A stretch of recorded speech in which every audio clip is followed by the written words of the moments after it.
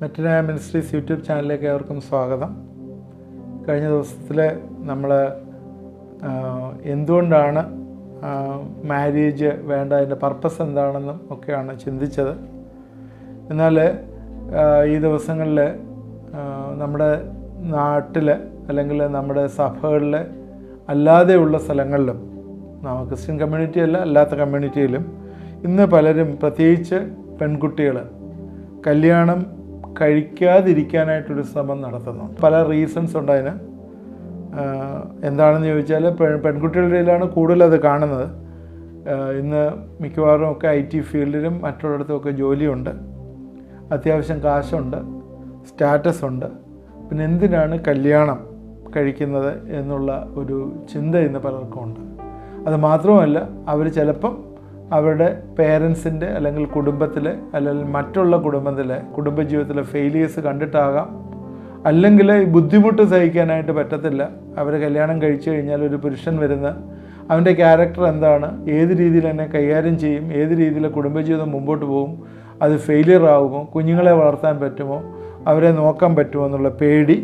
ഇങ്ങനെ എന്തിനാണ് ഈ വയ്യാവേലി തലയിലെടുത്ത് വയ്ക്കുന്നത് എന്നുള്ള ചിന്ത കൊണ്ട് ഇന്ന് പലരും കല്യാണം കഴിക്കാതെ ഇരിക്കുന്നു.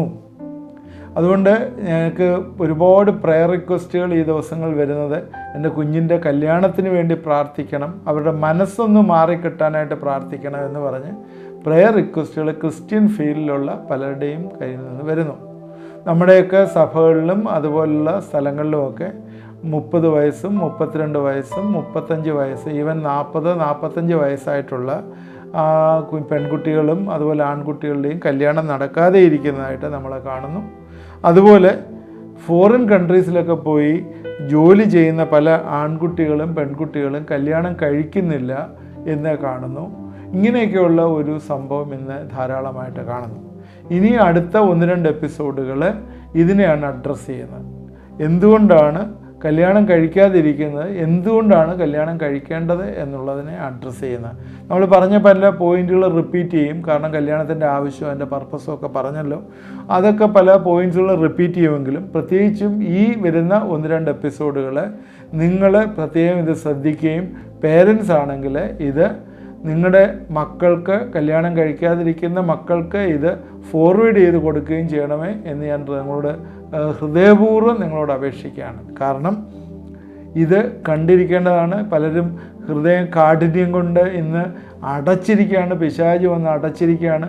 പൈശാചി അറ്റാക്ക് നമ്മുടെ യൂത്ത്സിനെ, നമ്മുടെ കുഞ്ഞുങ്ങളെ എങ്ങനെ ചെയ്യും എന്ന് പറയുന്നതിൽ ഒരു പ്രധാനപ്പെട്ടൊരു കാര്യമാണ് കല്യാണം കഴിക്കാതെ അവിടെ ഹൃദയം കുരുടാക്കി കളയുന്ന കാര്യം. ക്രിസ്ത്യൻ ഫീൽഡിലും ഉണ്ട്. പ്രത്യേകിച്ച് ചില ലോക്കൽ ചർച്ചസിലോ അല്ലെങ്കിൽ പല ഗ്രൂപ്പ്സിലോ ഒക്കെ നമ്മൾ പോകുമ്പോൾ അവർ പറയുന്നൊരു സ്റ്റേറ്റ്മെൻറ്റ് ഇതാണ്: നിങ്ങൾ കെട്ടപ്പെട്ടിരിക്കുന്നു, അല്ലെങ്കിൽ നിങ്ങളെ ബന്ധിച്ചിരിക്കുന്നു, പിശാചി ബന്ധിച്ചിരിക്കുന്നു എന്നൊക്കെ പറയും. അങ്ങനെയൊക്കെ പറയും. എന്നാൽ അത് ബന്ധിച്ചോ ഇല്ലയോ എന്ന് എനിക്കറിയത്തില്ല. ആ കെട്ടൊക്കെ അഴിയേണ്ട ആവശ്യമുണ്ട്. ബന്ധിച്ചിട്ടുണ്ടെങ്കിൽ ആ കെട്ടൊക്കെ അഴിയേണ്ട ആവശ്യമുണ്ട്. എന്നാൽ ഇന്ന് മൈൻഡ് സെറ്റ് പലരും കല്യാണം വേണ്ട എന്ന് ചിന്തിക്കുന്ന മൈൻഡ് സെറ്റാണ്.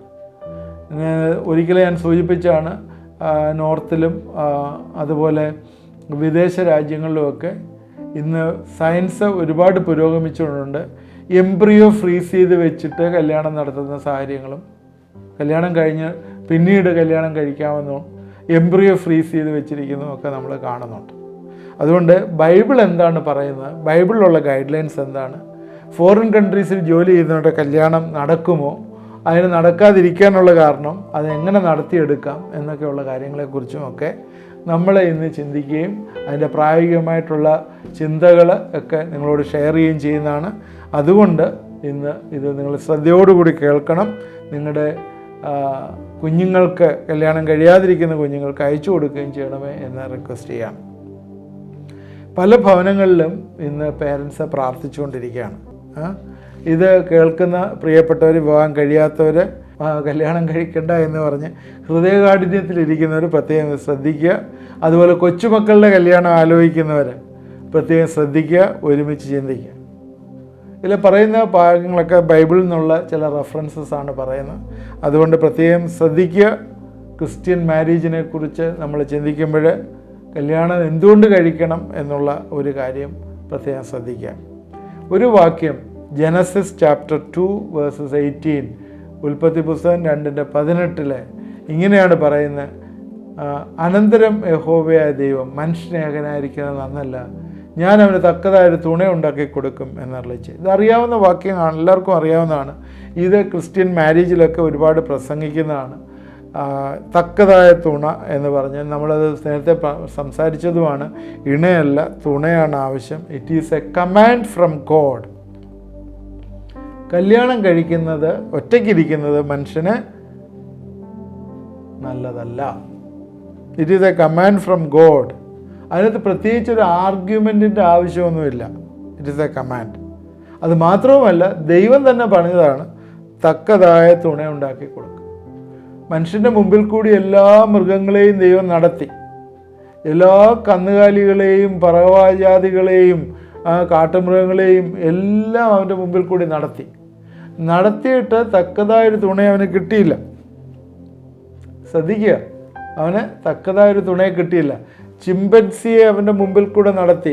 ഏകദേശമൊക്കെ ഒത്തു വരുന്നുണ്ട്. ഒരു 95% ഒത്തു വരുന്നുണ്ട്. ഇവനെ അങ്ങ് ആയിക്കോളാം എന്ന് ദൈവം ചിന്തിച്ചില്ല. അങ്ങനെയായിരുന്നെങ്കിൽ ഇന്ന് വേറെ അങ്ങനെ അവർക്കത് ഇത് കൊടുത്തിരുന്നെങ്കിൽ വേറൊരു സാധനമൊക്കെ പൊങ്ങി വന്നേനെ, മനുഷ്യനല്ലാത്ത. അതുകൊണ്ട് ദൈവം മനുഷ്യനെ ഒറ്റയ്ക്ക് ജീവിക്കേണ്ടവനല്ല എന്ന് മനസ്സിലാക്കിയിട്ട് അവന് തക്കതായൊരു തുണയെ കണ്ടുപിടിക്കുകയായിരുന്നു ചെയ്തത്. അത് ദൈവമാണ് ചെയ്തത്, നമ്മളല്ല ചെയ്തത്. അതുകൊണ്ട് ഇപ്പോൾ വിവാഹം വേണ്ട എന്ന് ആരെങ്കിലും പറയുന്നുണ്ടെങ്കിൽ അത് ദൈവപ്രമാണം അല്ല, ദൈവം ഉദ്ദേശിക്കുന്നതല്ല, ദൈവത്തിൻ്റെ സ്റ്റാൻഡേർഡ് അല്ല. ദൈവം അൾട്ടിമേറ്റായിട്ട് പറയുന്നത്, ദൈവം സ്ഥാപിച്ച വിവാഹം അത് ശരിയും തെറ്റും നമ്മൾ കണ്ടുപിടിക്കേണ്ടതല്ല, ദൈവത്തിൻ്റെ വചനത്തിൽ പറയുന്നതാണ്. തക്കതായൊരു തുണ ഞാൻ ഉണ്ടാക്കി കൊടുക്കും എന്ന് പറഞ്ഞു. അവിടെ തക്കതായ തുണയെ ദൈവം ഉണ്ടാക്കിയിട്ടുണ്ട്. അത് 70 വയസ്സിലും 60 വയസ്സിലും അല്ല അത് കണ്ടുപിടിക്കേണ്ടത്. മനുഷ്യൻ എപ്പോഴാണ് കല്യാണം കഴിക്കേണ്ടത്? കല്യാണം കഴിക്കേണ്ടത് അവൻ്റെ യുവത്വത്തിലാണ് അവൻ തക്കതായ തുണ അവന് ദൈവം ഒരുക്കി കൊടുക്കുന്നത്. കാരണം അവന് കല്യാണം കഴിക്കാനുള്ള പ്രായമായപ്പോഴാണ് അത് ഒരുക്കി കൊടുക്കുന്നത്. അതുകൊണ്ട് എനിക്ക് 60 വയസ്സിൽ മതി കല്യാണം, അല്ലെങ്കിൽ എല്ലാം സെറ്റിൽ ചെയ്തിട്ട് മതി കല്യാണം, കാര്യങ്ങൾ അതിനു മുമ്പ് ഞാൻ കുറച്ചൊരു വീട് വാങ്ങിച്ചോട്ടെ, അല്ലെങ്കിൽ ഞാനൊരു കാറ് വാങ്ങിച്ചോട്ടെ, കാര്യങ്ങളൊക്കെ ഒന്ന് സെറ്റിൽ ചെയ്തോട്ടെ, ഞാനൊരു ജോലി കണ്ടുപിടിച്ചെല്ലാം ശരിയാക്കി ലോകപരമായി സെറ്റിൽ ചെയ്തിട്ട് മതി എനിക്ക് കല്യാണം എന്നൊക്കെയുള്ള ചിന്തയല്ല വേണ്ടത്. അല്ലെങ്കിൽ എൻ്റെ ബ്രദേഴ്സുണ്ട്, അവരുടെ സിസ്റ്റേഴ്സുണ്ട്, അവരെയൊക്കെ കല്യാണം നടത്തിയിട്ട് ഞാൻ നടത്തിക്കൊള്ളാം എന്നുള്ളതല്ല. It is A command from God, കല്യാണം കഴിക്കണം എന്നുള്ളത്. അത് ജനസിസ് 2:18, ഉൽപ്പത്തി പുസ്തകം 2:18 അത് പ്രത്യേകം പറയുന്നുണ്ട്. ദൈവം ജീവിതത്തെക്കുറിച്ച് വലിയ പ്രാധാന്യത്തോടു കൂടി സംസാരിക്കുന്നൊരു ദൈവമാണ്. സങ്കീർത്തനം 100 പറയുന്നത് ഇങ്ങനെയാണ്: അവൻ നമ്മെ ഉണ്ടാക്കി, നാം അവനുള്ളവരാകുന്നു. നാം നമ്മെ തന്നെ ഉണ്ടാക്കിയതല്ല, ദൈവം നമ്മളെ ഉണ്ടാക്കിയതാണ്. അതുകൊണ്ട് ദൈവമാണ് നമ്മളെ ഉണ്ടാക്കിയതുണ്ടെങ്കിൽ നാം അവനുള്ളവരാണെങ്കിൽ നാം അവനെ അനുസരിക്കണം. ഇതൊരു പ്രധാനപ്പെട്ട വാക്യമാണ്, സങ്കീർത്തനം 103 പറയുന്നത്. അതുകൊണ്ട് നാം തന്നെ നമ്മെ ഉണ്ടാക്കിയതല്ല. അതുകൊണ്ട് ദൈവം നമ്മളെ ഉണ്ടാക്കിയെങ്കിൽ ദൈവം പറയുന്നത് അനുസരിക്കാനായിട്ട് നമ്മൾ ബാധ്യസ്ഥരാണ്. ഒരുപാട് പ്രാവശ്യം റിപ്പീറ്റ് ചെയ്ത വാക്യമാണ്, അത് വീണ്ടും ഞാൻ പറയുകയാണ്. എബ്രായർ 13:4 വാക്യം, വിവാഹം എല്ലാവർക്കും മാന്യമായിട്ടുള്ളതാണ്. ആ മാന്യമായ കാര്യം ദൈവം പറയുമ്പോഴേ അത് എനിക്ക് വേണ്ട എന്ന് പറയുമ്പോൾ, വിവാഹം കഴിക്കുമ്പോൾ നമ്മളെ തന്നെ നന്നായി സൂക്ഷിക്കാനായിട്ട്, അന്തസ്സോട് ജീവിക്കാനായിട്ട് ദൈവം നമ്മളെ ഇടപെടുത്തുകയാണ്. It is honourable to all. എബ്രായർ 13:4, വിവാഹം എല്ലാവർക്കും മാന്യവും കിടക്ക നിർമ്മലവുമായിരിക്കട്ടെ, എന്നാൽ ദുർനടപ്പുകാരികളെയും വ്യഭിചാരികളെയും ദൈവം വിധിക്കും. ഇതിനെക്കുറിച്ച് ഡീറ്റെയിൽഡായിട്ട് കഴിഞ്ഞ എപ്പിസോഡിലൊക്കെ പറഞ്ഞതാണ്. അതുകൊണ്ട് ദൈവത്തിൻ്റെ ഒരു കമാൻഡാണ് നമ്മൾ എപ്പോഴും വിശുദ്ധരായി ജീവിക്കണം എന്ന്. മാരേജ് മാന്യമാണ്. അതുകൊണ്ട് ഭാര്യയെ ഹോണർ ചെയ്യണം. ഭാര്യയെ തോന്നിയ പോലെ അഡ്രസ്സ് ചെയ്യരുത്. ചില ഭർത്താക്കന്മാരുണ്ട് ചില വീട്ടുകളിൽ വിളിക്കുന്ന വിളികളുണ്ടല്ലോ അല്ലേ, ഇടി, പൂടി, തള്ളെ, എന്നൊക്കെ വിളിക്കുന്നത്. ഇങ്ങനെ പിള്ളേരും അങ്ങനെ അങ്ങ് ഇതൊക്കെ കേട്ട് ആയിട്ട് ചിന്തിക്കും. അതുകൊണ്ട് ഡിഗ്നിഫൈഡായിട്ട് സംബോധന ചെയ്യണം. ഇതൊരു മാന്യമായ കാര്യമാണ്. ചീത്ത വാക്കുകൾ ഉപയോഗിക്കുകയും തോന്നിവാസം ഒന്നും പറയല്ല. സ്നേഹത്തോട് സംബോധന ചെയ്യുക. ചിലരൊക്കെ ഹണി ഡാർലിംഗ് എന്നൊക്കെ വിളിക്കുന്നുണ്ട്, അതിനൊന്നും കുഴപ്പമില്ലായിരിക്കാം. എന്നാൽ നമ്മൾ പ്രധാനമായിട്ട് ഓർക്കേണ്ട ഒരു കാര്യമാണ്, നമ്മൾ വിശുദ്ധിയോടുകൂടി ജീവിക്കാനായിട്ട് മാരേജ് ഏറ്റവും പ്രധാനമായിട്ടുള്ളതാണ്. അതുകൊണ്ട് മാരേജ് വേണ്ട എന്ന് ചിന്തിക്കുന്നവർ പ്രത്യേകം ഇത് ശ്രദ്ധിക്കുക.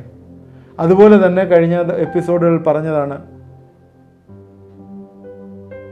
സഭാപ്രസംഗി 4:10 മുതൽ 12 വരെയുള്ള വാക്യങ്ങളിൽ ഡീറ്റെയിൽഡായിട്ടുള്ള ഒരു എക്സ്പ്ലനേഷൻ കഴിഞ്ഞ ദിവസങ്ങളിൽ പറഞ്ഞാണ്.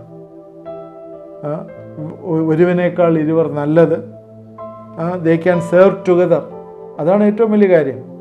They can serve together. ക്രിസ്തീയ മക്കളാണെങ്കിൽ, ദൈവ മക്കളാണെങ്കിൽ ദൈവവേലയിൽ, ദൈവസേവയിൽ ഒരുമിച്ചാവും.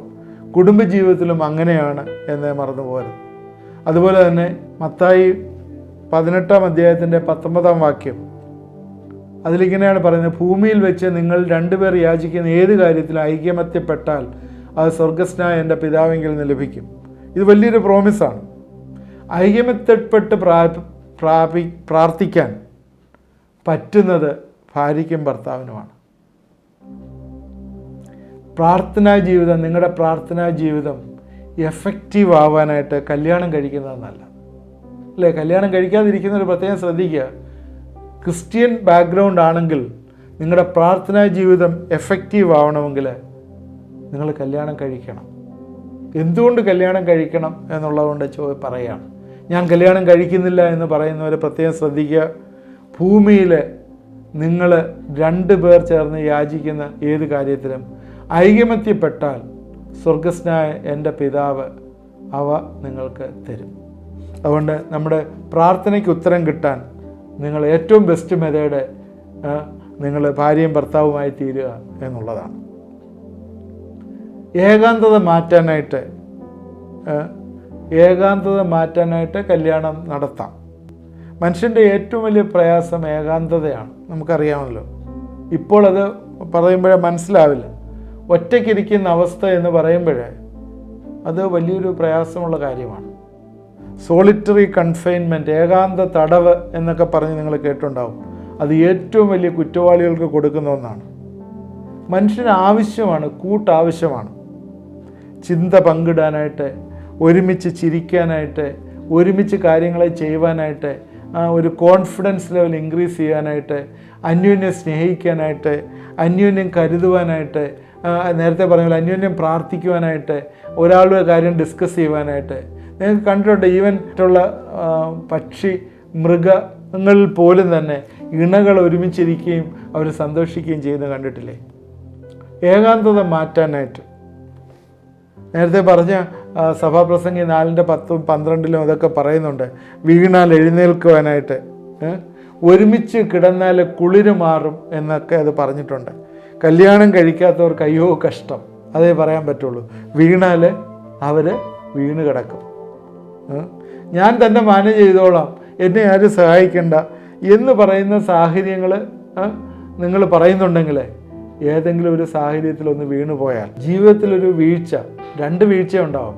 ഫിസിക്കലായിട്ടുള്ള വീഴ്ച ഉണ്ടാവും, അല്ലാതെ ജീവിതത്തിലെ മാനസികമായൊരു വീഴ്ച ഉണ്ടാവും.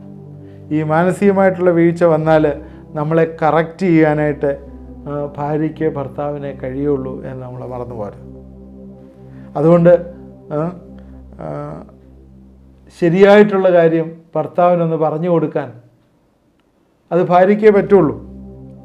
നീ ചെയ്ത കാര്യം ശരിയല്ല. ഒരുപാട് ഭർത്താക്കന്മാർക്ക് കറക്ഷൻ ആവശ്യമുണ്ട്, അതുപോലെ ഒരുപാട് ഭാര്യയ്ക്ക് കറക്ഷൻ ആവശ്യമുണ്ട്. കറക്ഷൻ ആവശ്യമുള്ള കാര്യങ്ങൾ ഒരുപാട് കാര്യങ്ങളുണ്ട്. അത് ഒന്ന് പറഞ്ഞു കൊടുക്കാനായിട്ട് ഭാര്യയ്ക്ക് ഭർത്താവിനെ പറ്റുള്ളൂ. അനന്യാസ് സപ്പീറയുടെയും കാര്യം നമുക്കറിയാം. അപ്പോസ്തല പ്രവൃത്തി 5-ാം അധ്യായത്തിലെ ആദ്യ സഭയിലെ ആദ്യത്തെ പാപമാണ് അനന്യാസ് സപ്പീറയും ചെയ്തത്. എന്താണെന്ന് നമുക്കറിയാം അല്ലേ? മറച്ചു വെച്ചു. ദൈവത്തിന് ചാക്കുകണക്കിന് പൈസ ദൈവത്തിൻ്റെ തന്നെ വിറ്റ് കൊണ്ടുവന്ന. എന്നാൽ സപ്പീറയ്ക്കൊന്ന് പറഞ്ഞു കൊടുക്കായിരുന്നു അനന്യാസിനോട്, നീ ചെയ്യുന്നത് ശരിയല്ല, ദൈവത്തോട് നമ്മൾ വഞ്ചിക്കാനായിട്ട് പാടില്ല. അത് പീറ്റർ ചോദിച്ചത് ചോദ്യമാണ്, നീ എന്തിനാണ് ഭർത്താവിനോട് ഒത്തത് എന്ന് ചോദിക്കുന്നു. കറക്റ്റ് ചെയ്യാൻ ഏറ്റവും പറ്റിയ ജീവിത പങ്കാളിയാണ്. അത് എക്സ്പീരിയൻസ് ചെയ്യുമ്പോഴേ നിങ്ങൾക്ക് മനസ്സിലാവും. നിങ്ങളെ കറക്റ്റ് ചെയ്യാനായിട്ട് ഏറ്റവും ബെസ്റ്റ് ജീവിത പങ്കാളിയാണ്. സ്നേഹത്തോടുകൂടി അച്ചായ, അല്ലെങ്കിൽ സ്നേഹത്തോടുകൂടി ഭാര്യയോട് മോളെ, അല്ലെങ്കിൽ എന്തെങ്കിലും നിങ്ങൾ സംഭവം ഡാർലിങ് അത് ചെയ്തതെന്ന് ശരിയായില്ല, അല്ലെങ്കിൽ അത് അങ്ങനെ ചെയ്യാമായിരുന്നു, കുറച്ചുകൂടെ നല്ലതായിരുന്നു എന്ന് പറയാം. ഒരുമിച്ച് കിടന്നാൽ കുളിർ മാറും. ഇതെല്ലാം അന്നേരത്തെ പറഞ്ഞാണ്. എക്ലീസിയാസ്റ്റിൽസ് 4:10-12 വരെയുള്ള വാക്യങ്ങൾ പറഞ്ഞാണ്. അതിൽ ഇതൊക്കെ ചെയ്യാനായിട്ട് കല്യാണം കഴിക്കുമെങ്കിലേ ഇതൊക്കെ നടക്കുള്ളൂ. അത് നമ്മൾ മറന്നു പോവാതെ അതുകൊണ്ട് കല്യാണത്തിൽ ആരെങ്കിലും എന്നെ കേൾക്കുന്നവർ കല്യാണം കഴിക്കാതിരിക്കുന്ന ആത്മാവിലിരിക്കുന്നുണ്ടെങ്കിൽ അത് തീർച്ചയായും അത് നിങ്ങൾക്ക് ദോഷമാണ് എന്ന് വീണ്ടും പറയാം. ദൈവത്തിൻ്റെ ഒരു കമാൻഡാണ്. ഞാൻ ഇന്നെൻ്റെ സമയം ഇവിടെ തീർന്നുകൊണ്ട് ഞാനിവിടെ നിർത്തുകയാണ്. ഇത് നമ്മൾ തുടർന്നും ചിന്തിക്കും. ഈ എപ്പിസോഡ് എൻ്റെ പ്രിയപ്പെട്ട ശ്രോതാക്കൾ, നിങ്ങളുടെ കല്യാണം കഴിയാതെ നിൽക്കുന്ന ഫ്രണ്ട്സ്, ആണായാലും പെണ്ണായാലും, ക്രിസ്ത്യൻ ബാക്ക്ഗ്രൗണ്ട് ഉള്ളവരാണെങ്കിൽ ഇത് അയച്ചു കൊടുക്കണം. ഇതവർക്ക് പ്രയോജനമായി തീരും. ഇത് ഞാനിന്ന് പറയാനായിട്ട് ഉദ്ദേശിച്ച പോയിൻറ്റ്സ് എന്ന് പറയുന്നത്, ഒന്ന്, it is A command from God. ദൈവത്തിൽ നിന്നൊരു കമാൻഡാണ്. അതുകൊണ്ട് ഇത് ഏറ്റവും പ്രധാനപ്പെട്ട ഒരു കാര്യമാണ്. രണ്ടാമത്, ദൈവം നമ്മെ ഉണ്ടാക്കിയതുകൊണ്ട് നമ്മൾ തന്നെത്താനെ ഉണ്ടാക്കപ്പെട്ടതല്ല, ദൈവമാണ് നമ്മളെ ഉണ്ടാക്കിയത്. അങ്ങനെയാണെങ്കിൽ ദൈവത്തെ നാം അനുസരിക്കണം, ദൈവം പറഞ്ഞ കമാൻഡ്. മൂന്നാമത്, കല്യാണം എല്ലാവർക്കും മാന്യമാണ് എന്ന് പറഞ്ഞ് എബ്രായർ 13:4, അല്ലെങ്കിൽ ദുർനടപ്പുണ്ടാകും എന്ന് പറഞ്ഞു. അതുകൊണ്ട് ദൈവം വിശുദ്ധനാവുന്നതുകൊണ്ട് ദൈവം പറഞ്ഞ അനുസരിച്ചില്ലെങ്കിൽ ദുർനടപ്പുണ്ടാകും എന്ന് പറഞ്ഞു. മൂന്നാമത് പറഞ്ഞത് നമ്മുടെ ജോയിൻ്റ് ആയിട്ടുള്ള എഫേർട്ടാണ്. മാരീഡ് ലൈഫിലെ വി ക്യാൻ സെർവ് ടുഗദർ. ദൈവത്തെ സെർവ് ചെയ്യുവാനായിട്ട് നമുക്ക് പറ്റും. ദൈവവേലയിൽ നമുക്ക് ഒരുമിച്ച് ഇൻവോൾവ് ചെയ്യാനായിട്ട് പറ്റും. നാലാമത് പറഞ്ഞത് അഞ്ചാമത് പറഞ്ഞത് ദൈവത്തിൻ്റെ സന്നിധിയിൽ നമ്മൾ അപേക്ഷിക്കുന്നത്, കുടുംബമായിട്ട് അപേക്ഷിക്കുന്ന ദൈവം തരും എന്ന് പറഞ്ഞു. ആറാമത് പറഞ്ഞത് ഏകാന്തത മാറ്റാനായിട്ട്, സോൾട്ടറി കൺഫൈൻമെൻറ്റിൽ നിന്ന് ഏകാന്തത മാറാനായിട്ട്, സന്തോഷത്തിൽ ജീവിതമായി തീരാനായിട്ട്. നമുക്കറിയാം, സന്തോഷിക്കുമ്പോഴേ ആയുസ് വരെ വർദ്ധിച്ചു വരുന്നു എന്ന് കാണുന്നു. ഏകാന്തത മാറുവാനായിട്ട്, പിന്നെ ഗ്രൂപ്പ് ആക്ടിവിറ്റി, വീണാൽ എഴുന്നേൽക്കുവാനായിട്ട്, നമ്മളെ കറക്റ്റ് ചെയ്യുവാനായിട്ട് നമ്മുടെ കുടുംബത്തിന് സാധ്യമാവും എന്ന് പറഞ്ഞു. ഈ ചിന്തകളൊക്കെ നമ്മളെ മാരേജ് ചെയ്യാനായിട്ട് നമ്മളെ പ്രോംപ്റ്റ് ചെയ്യുന്ന ഒന്നായിരിക്കണം. ഇനി ഒരുപാട് കാര്യങ്ങളുണ്ട്, നമ്മളത് അടുത്ത എപ്പിസോഡിൽ ചിന്തിക്കാം. തീർച്ചയായും ഇത് നമ്മളെ സഹായിച്ചു എന്ന് വിചാരിക്കുന്നു. നിങ്ങളുടെ ഫ്രണ്ട്സിന് ഇത് അയച്ചു കൊടുക്കുകയും ഷെയർ ചെയ്യുകയും ചെയ്യണം. പ്രാർത്ഥിക്കാം. ദൈവമായ കർത്താവെ, ഇത് കണ്ടുകൊണ്ടിരുന്ന പ്രിയപ്പെട്ടവരെ അനുഗ്രഹിക്കണമേ എന്ന് പ്രാർത്ഥിക്കുന്നു. ഇന്ന് പല ഹൃദയങ്ങളും കർത്താവെ വേണ്ടാത്ത ചിന്തകൾ കൂടി മാരേജ് വേണ്ട എന്ന് ചിന്തിക്കുന്ന ആൾക്കാരുണ്ട്. ഞങ്ങളവരെ പ്രത്യേകം ദൈവകരങ്ങളിലേക്ക് സമർപ്പിച്ച് പ്രാർത്ഥിക്കുകയാണ്. ദൈവമേ, നീ അവരുടെ ചിന്തകളെ മാറ്റണമേ എന്ന് പ്രാർത്ഥിക്കും. നീ മാത്രമേ അത് ചെയ്യാനായിട്ട് പറ്റുള്ളൂ. തക്കതായ തുണയെ നീ അവർക്ക് ഒരുക്കിയിട്ടുണ്ട്. ദൈവമേ, നീ അത് കാണിച്ചു കൊടുക്കുകയും അവരത് അക്സെപ്റ്റ് ചെയ്യുകയും ചെയ്യുവാനായിട്ട് ഈ ദിവസങ്ങൾ സഹായിക്കണമേ. ഇന്ന് ഒരുപാട് പ്രയർ റിക്വസ്റ്റുകൾ കർത്താവെ ഞങ്ങൾക്ക് വരുന്നല്ലോ. ഞങ്ങളുടെ കുടുംബത്തിലെ കർത്താവെ, ഇന്നാര് കല്യാണം കഴിക്കാതെ ഇരിക്കുന്നു, എൻ്റെ മകന് കല്യാണം കഴിക്കാതെ ഇരിക്കുന്നു, മകൾ കല്യാണം കഴിക്കാതെ ഇരിക്കുന്നു, അവർക്ക് വേണ്ടി പ്രാർത്ഥിക്കണം. ഞങ്ങളിങ്ങനെ ഉള്ള കർത്താവെ പ്രയർ റിക്വസ്റ്റുകൾ അയച്ചു തന്ന പേരൻസിനെയൊക്കെ കർത്താവെ ഈ സമയത്തിൽ അവരുടെ ആവശ്യങ്ങൾ ദൈവകരങ്ങളിലേക്ക് സമർപ്പിച്ച് പ്രാർത്ഥിക്കുക. നിങ്ങൾ ദയവായിട്ട് ആ സ്ക്രീനിലോട്ടൊന്ന് കൈനീട്ടി വിശ്വാസത്തോടുകൂടി ഇപ്പോഴൊന്ന് എന്നോട് ചേർന്ന് പ്രാർത്ഥിക്കണം. പിതാവിൻ്റെയും പുത്രൻ്റെയും പരിശുദ്ധാത്മാവിൻ്റെയും നാമത്തിൽ കർത്താവെ വലിയൊരു റിലീസ് ആ കുഞ്ഞുങ്ങളുടെ ഹൃദയത്തിൽ ഇന്ന് രാത്രികാലം കൊടുക്കണമേ എന്ന് പ്രാർത്ഥിക്കുന്നു. ദൈവമേ, അവരൊക്കെ മാരേജിൻ്റെ ഏജ് കഴിഞ്ഞെങ്കിലേ അവരെല്ലാം മാരേജിന് വേണ്ടി താല്പര്യത്തോട് വരുവാനായിട്ട് കർത്താവ് ഏതെങ്കിലും രീതിയിൽ പിശാച് കെട്ടിയിട്ടിട്ടുണ്ടെങ്കിൽ അതൊക്കെ ഒന്ന് പൊട്ടി റിലീസായി വരുവാൻ യേശുവിൻ്റെ നാമത്തിൽ ഞങ്ങൾ അനുഗ്രഹിച്ച് പ്രാർത്ഥിക്കുന്നു. വലിയൊരു വിടുതൽ, വലിയൊരു സഹായം കർത്താവെ നീ കൊടുക്കുകയും അനുഗ്രഹിക്കുകയും ചെയ്യണമെന്ന് ദൈവമേ നിൻ്റെ കരങ്ങളിലേക്ക് ഏൽപ്പിക്കുന്നു. പ്രാർത്ഥന കേട്ടോർത്ത് സ്തോത്രം. യേശുവിൻ്റെ നാമത്തിൽ പ്രാർത്ഥിക്കുന്നു, കേൾക്കുമാറാകണമേ. ആമേൻ. നിങ്ങൾ വിശ്വസിക്കൂ, നിങ്ങളുടെ പ്രാർത്ഥന ദൈവം കേട്ടു. അനേകം കുഞ്ഞുങ്ങൾ ഇന്ന് കല്യാണത്തിന് വേണ്ടി പ്രിപ്പയറായി വരും. തീർച്ചയായും നടക്കും. ഏതൊക്കെ തടസ്സമുണ്ടെങ്കിലും അതെല്ലാം മാറിപ്പോകും. തുടർന്ന് ഇത് വാച്ച് ചെയ്യുക. നമ്മൾ 7 പോയിൻ്റ് പറഞ്ഞാണ്. തുടർന്നും ഇതിൻ്റെ ബാക്കിയുള്ള കാര്യങ്ങൾ പറയാനായിട്ടുണ്ട്. കല്യാണത്തിന് തടസ്സങ്ങളെല്ലാം മാറിപ്പോകാനായിട്ട് ദൈവം ഈ ദിവസങ്ങളിൽ ഇടവരുത്തും.